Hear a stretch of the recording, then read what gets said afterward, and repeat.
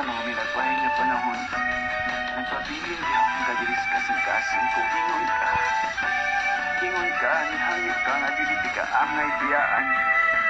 Apan, nibiyak gihapon ko. Ikaw ang handumanan sa usakaw.